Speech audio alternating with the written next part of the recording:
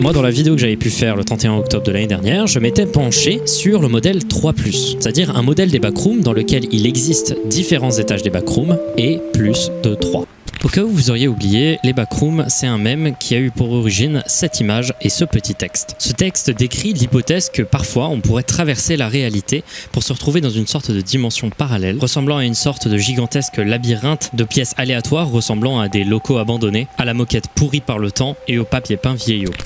Il y a en ce moment une mode très étrange sur YouTube. Il s'agit de ces pièces vides et jaunâtres qui sont associées à ce qu'on appelle les backrooms. Leur origine est jusqu'à maintenant incertaine, et tout ce que nous avons comme preuve de leur existence, c'est des enregistrements VHS. Et si je vous disais qu'il existe une vraie origine aux backrooms, que celle-ci est extrêmement sombre, et qu'elle est le fruit d'une initiative engagée par les nazis durant la Seconde Guerre mondiale. Vous allez voir que plus on avance dans l'expérience et dans ce projet secret, et plus nous nous engouffrons dans l'horreur et le mystère.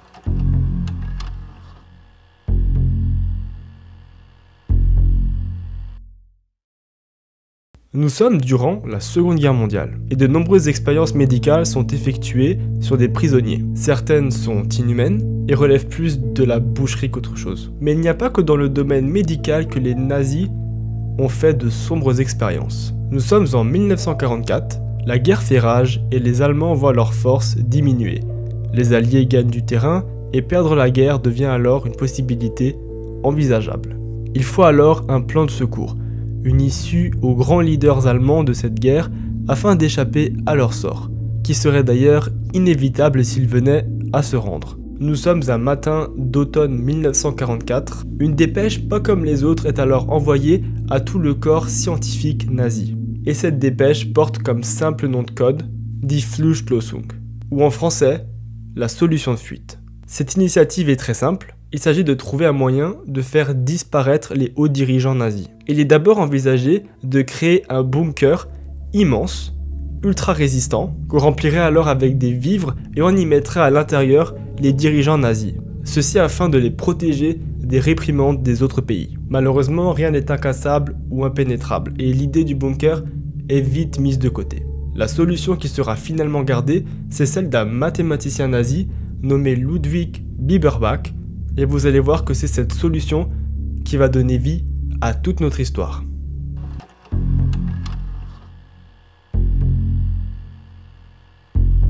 L'hypothèse 782, qui deviendra plus tard le projet secret 782, est un projet scientifique révolutionnaire. L'opération est sans précédent en termes de complexité. Le projet consiste à créer un portail entre notre monde et une espèce de simulation précodée qui serait directement influençable physiquement et relié à notre monde, et bien sûr impénétrable, introuvable et invisible aux yeux des radars. Si l'expérience réussit, elle permettrait d'y cacher les hauts dirigeants nazis, responsables de la guerre, qui vivraient dans cette espèce d'univers parallèle. Basé sur cette hypothèse, les scientifiques nazis ont tout de suite trouvé plusieurs problèmes auxquels il fallait répondre avant de concrétiser ce projet. Et vous verrez que ces problèmes sont fondamentaux pour la suite de l'expérience, et qu'ils pourraient même remettre en cause toute l'existence même des backrooms. Premièrement, il faut entrer dans la backroom. Il faudra créer une sorte de portail entre les deux mondes, ce qui ajoute une autre problématique, comment survivre dans les backrooms. En effet, en créant un tel univers et un tunnel entre nos deux mondes, comment savoir la gravité, l'atmosphère et même la physique du lieu, et comment savoir si ceux-ci ne sont pas létaux pour l'homme. La troisième question, est de loin la plus effrayante, comment en sortir? En effet, il existe trois alternatives quant à la sortie de la backroom. Soit vous sortez par le même endroit d'où vous venez, soit vous sortez par une autre entrée, soit préalablement créée à l'avance, soit vous la trouvez une fois dans la backroom, et soit, troisième option, vous ne sortez pas.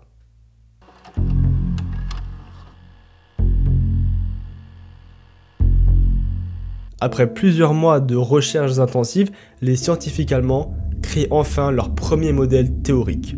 Ils envoient alors un simple message codé au gouvernement nazi via la machine Enigma, une machine que vous connaissez peut-être, qui permettait d'envoyer des codes secrets ainsi que des transmissions qui changeaient extrêmement régulièrement. Elle était d'ailleurs réputée incraquable. Pour en revenir au projet 782, le message qui a été envoyé était très simple, puisqu'il s'agissait d'une courte phrase. Hypothèse 782 confirmée. Projet 782 prêt à démarrer. La création de ce que les Allemands vont alors appeler le Hinterzimmer, qui se traduit en anglais par backroom, peut alors se mettre en marche. Une cellule spéciale pour le projet est alors mise en place. Plusieurs prisonniers de camps de concentration sont alors sélectionnés pour participer à l'expérience. Il leur est promis, après leur retour au camp, des repas plus consistants, moins d'heures de travail, ainsi qu'un meilleur traitement que les autres prisonniers. Parmi les milliers de personnes qui ont postulé, seulement une dizaine vont être sélectionnées. Ils sont alors amenés dans un laboratoire secret souterrain, et bien sûr, aucun d'entre eux n'est au courant de la réelle initiative du projet 782. On leur dit simplement qu'il s'agit d'expériences banales sur la psyché humaine et sur le comportement humain.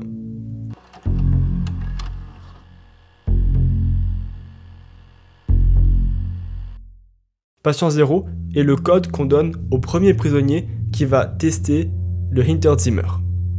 Cette première tentative de rentrer dans la backroom n'est pas encore physique, mais uniquement mentale. Il s'agit simplement d'une expérience de stimulation de l'esprit visant à transférer la conscience de base du prisonnier dans une simulation de la backroom. Cette simulation est bien sûr très simplifiée, et pour ce faire, on lui place des électrodes ainsi qu'un casque sur la tête pour permettre cette connexion. C'est un petit peu l'ancêtre de l'électroencéphalographie actuelle.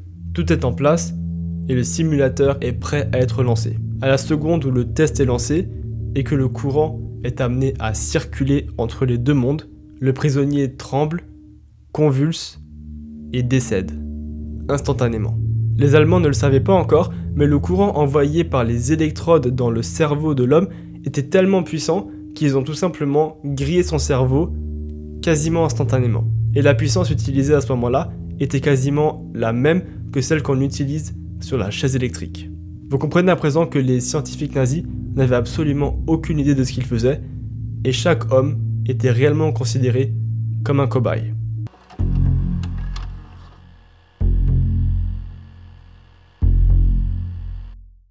Le deuxième essai pour rentrer dans le Hinterzimmer va être un total succès, du moins au début. Nous sommes dans la même configuration que dans le premier essai avec le patient 0, c'est-à-dire avec des électrodes et un casque connectés à une simulation de la backroom. Et lorsqu'on active les circuits électriques pour connecter les deux, eh bien ça fonctionne. Le prisonnier va en effet très bien accepter le casque neurologique sur la tête. Personne dans la salle n'en revient, mais la connexion est bel et bien établie. Cette expérience est un franc succès, et voici d'ailleurs un court extrait du rapport de l'expérience qui décrit brièvement ce que voit le prisonnier. Il y a de longs couloirs jaunes pâles avec de petits motifs moches partout sur les murs. On ne les voit pas au premier coup d'œil, mais à force de voir les mêmes choses à droite et à gauche, on fait attention à chaque détail. Sauf qu'il n'y a plus de détails. La tapisserie était le dernier détail. Je vois des néons carrés partout, accrochés au plafond. Ils font un bruit de grésillement impossible à ne pas entendre, car il contraste avec le silence de mort qui règne dans cet endroit. Je n'ai jamais eu une sensation de solitude aussi prenante et dérangeante de toute ma vie, même au camp de la mort. Il n'y a rien d'autre. Pas de vie, pas d'atmosphère, pas de sortie.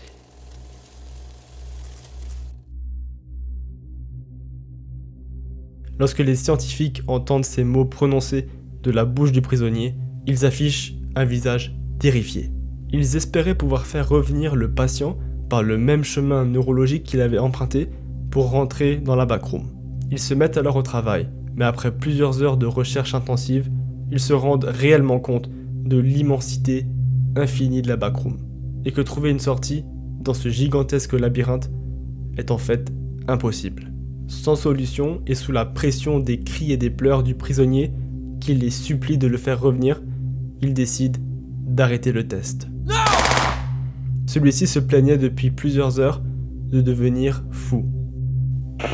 La solitude de cet endroit infini et vide me rend complètement paranoïaque. Je suis capable d'entendre ma respiration, mon rythme cardiaque et même mon sang traverser mes veines.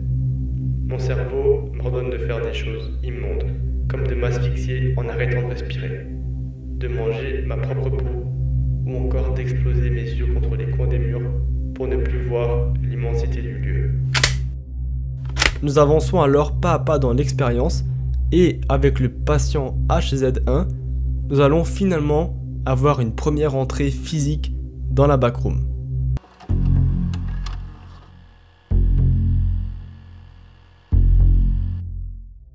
Le prisonnier, surnommé HZ1 pour Hinterzimmer 1, est en effet le premier prisonnier à rentrer physiquement dans la backroom. Et si vous pensiez que les anciens prisonniers avaient vécu un horrible traitement, eh bien vous n'êtes pas au bout de vos surprises. Pour préparer le cobaye HZ1 à rentrer dans la backroom, une batterie de tests va être effectuée.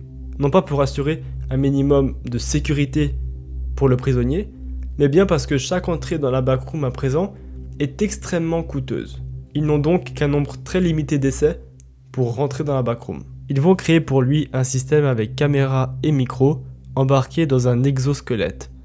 Des technologies qui pour nous peuvent paraître complètement normales, voire ridicules, mais qui pour l'époque étaient révolutionnaires et surtout beaucoup plus difficiles à mettre en place, dû au fait que les caméras étaient de grosses machines très loin de la GoPro et devaient enregistrer sur pellicule. Néanmoins, les scientifiques nazis arrivent après quelques jours de travail à concrétiser cet exosquelette qui est en fait tout simplement l'ancêtre des combinaisons actuelles toutes jaunes que nous voyons dans les backrooms.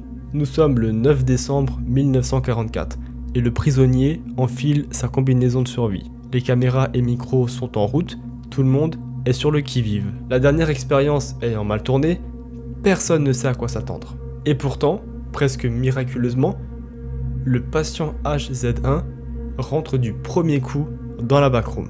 Dans l'extrait que vous allez voir, HZ1 ne possède pas de micro directement relié pour pouvoir répondre. Il ne peut qu'enregistrer les images et entendre les consignes qu'on lui donne par radio depuis le laboratoire.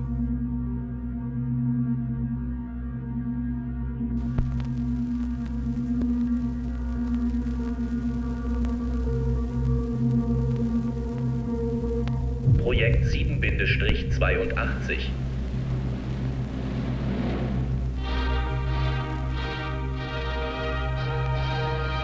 Patient-Eintritt in das Hinterzimmer.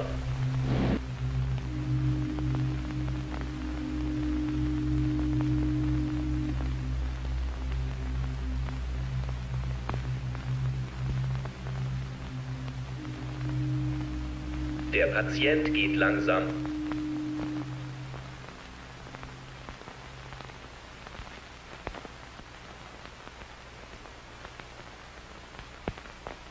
Keine Anzeichen einer unmittelbaren Gefahr.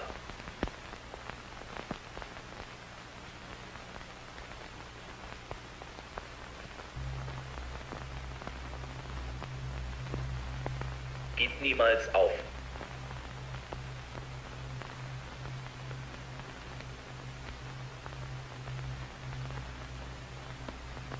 Heben Sie Ihre linke Hand, wenn Sie Atembeschwerden haben.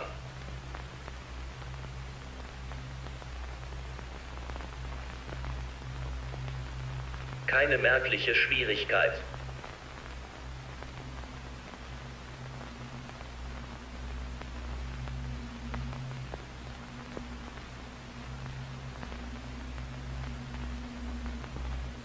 Erhöhter Puls, erhöhter Puls. Wir werden aufhören. Josef, wir gehen kein Risiko ein. Protokollstart zurückgeben.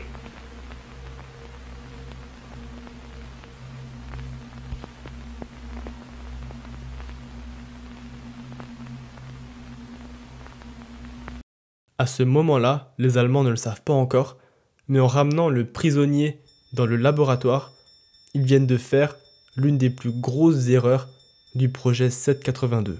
Une erreur qui faillit même mettre fin totalement au programme. Lors du retour du prisonnier, toute l'équipe est soulagée. La mission a été un franc succès et les images capturées sont d'extrême qualité pour l'époque. Et pourtant, sans le savoir, ils sont tous en danger. Le lendemain de son retour parmi nous, le prisonnier HZ1 va tomber malade. D'après les médecins, Il s'agirait d'une simple grippe, due probablement à l'atmosphère de la backroom qui pourrait être beaucoup plus froide et humide que la nôtre. Mais en fait, c'est bien pire. Le lendemain matin, la majorité des scientifiques présents dans le laboratoire lors du retour du prisonnier vont montrer les mêmes symptômes. Encore une fois, une forte grippe à déplorer. Sauf que quelques jours après, ça va empirer à une vitesse hallucinante. Le prisonnier ainsi qu'un bon nombre des scientifiques vont commencer à présenter des signes de brûlure très marqués sur la peau, notamment au niveau des jambes. Pourtant, ils en sont persuadés, personne n'a été en relation avec des machines très chaudes ou de l'électricité. On va aussi décider de faire un check-up sur l'exosquelette ainsi que les caméras et les micros, mais après vérification, rien n'est en cause. Mais que se passe-t-il donc alors dans ce laboratoire? La réponse, c'est un médecin nazi appelé justement pour l'occasion qui va la trouver. Il s'agit d'un médecin que vous connaissez sûrement pour avoir fait d'horribles expériences sur des enfants juifs par exemple, et qui est un personnage malheureusement très connu du monde nazi à cette époque, qui est Joseph Mengele. Et c'est en analysant la jambe d'un des prisonniers qu'il va découvrir l'horreur qui se cache derrière tout ça.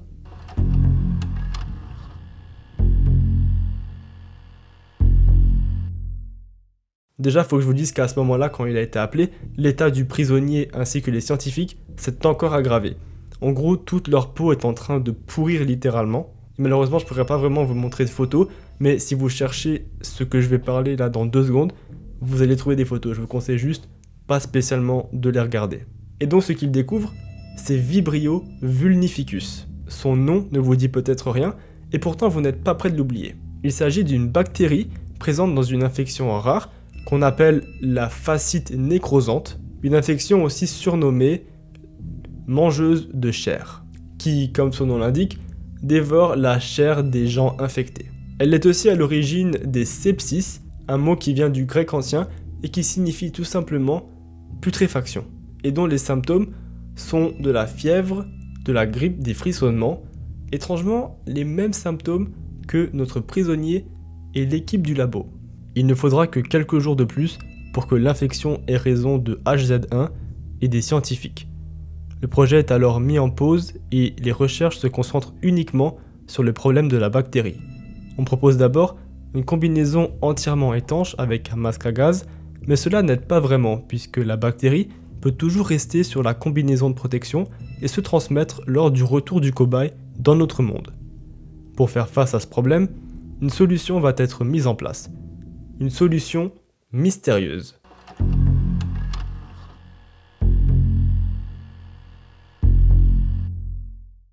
Die Glocke est une mystérieuse machine créée par les nazis, ou du moins supposément créée par les nazis, puisqu'apparemment son existence n'a jamais été avérée. Et d'ailleurs, si vous tapez cette recherche sur internet, vous tomberez forcément sur plein de théories du complot visant à prouver ou non la véracité de son existence. Pour certains, il s'agit d'un projet secret visant à créer un moyen de se déplacer dans le ciel, semblable à une soucoupe volante, en imitant le tourbillon d'une tornade. Pour d'autres, il s'agit d'une bombe ou même d'une machine à voyager dans le temps ou entre les dimensions. Et si je vous disais qu'il ne s'agissait d'aucune de ces théories, et qu'il s'agit en fait d'une machine créée spécialement pour répondre à un problème du projet secret 782, puisque Die Glocke est tout simplement une cabine de décontamination.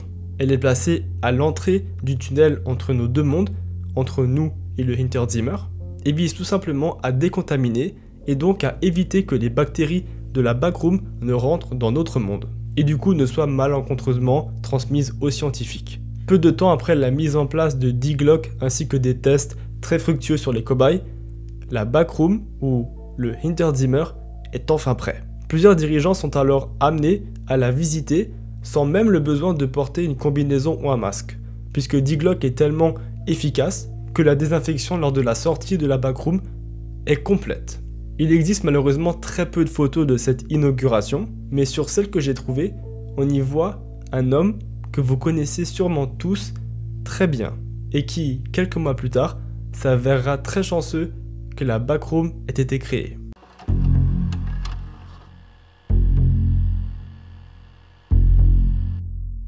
Les derniers jours d'Adolf Hitler se déroulèrent à Berlin, au Führerbunker, où le dictateur avait pris ses quartiers le 16 janvier 1945. Totalement coupé de la réalité, oscillant entre l'espoir chimérique d'une victoire sur l'armée rouge et des pulsions autodestructrices, il assista impuissant à la prise de la capitale par les forces soviétiques et à la trahison de certains de ses proches, avant de décider de mettre fin à ses jours. La cause générale acceptée de la mort d'Adolf Hitler, le 30 avril 1945, est le suicide par balle. Son épouse, Eva Braun, s'était empoisonnée à l'acide cyanhydrique. Les circonstances exactes du suicide du Führer, l'identification et le sort réservé à sa dépouille restent cependant controversés. Et si Hitler n'était en fait jamais mort dans ce bunker? Et si le portail entre notre monde et les backrooms lui avait permis de s'échapper? Et si Adolf Hitler avait en fait terminé sa vie dans la backroom? En effet, peut-être que la mort d'Hitler est si mystérieuse parce qu'elle a été annoncée par les soviétiques, peut-être simplement pour ne pas perdre la face, puisqu'il se retrouvait sans corps et sans possibilité de le retrouver. Selon cette théorie, Hitler aurait alors vécu ses dernières années dans la backroom. Et après sa mort, Die Glocke, ainsi que tous les travaux sur les backrooms, auraient été revendus à l'armée américaine, qui aujourd'hui apparemment, au vu de ce qu'on a sur internet et sur YouTube en ce moment, explore les backrooms. Mais ces scientifiques en jaune ne sont peut-être pas à la découverte de l'infini des backrooms. Peut-être qu'ils ne sont pas à la recherche de bactéries, ou même de découvrir des monstres dans les backrooms. Mais peut-être que ces hommes sont en fait à la recherche du cadavre d'un homme. Un homme à l'origine même des backrooms.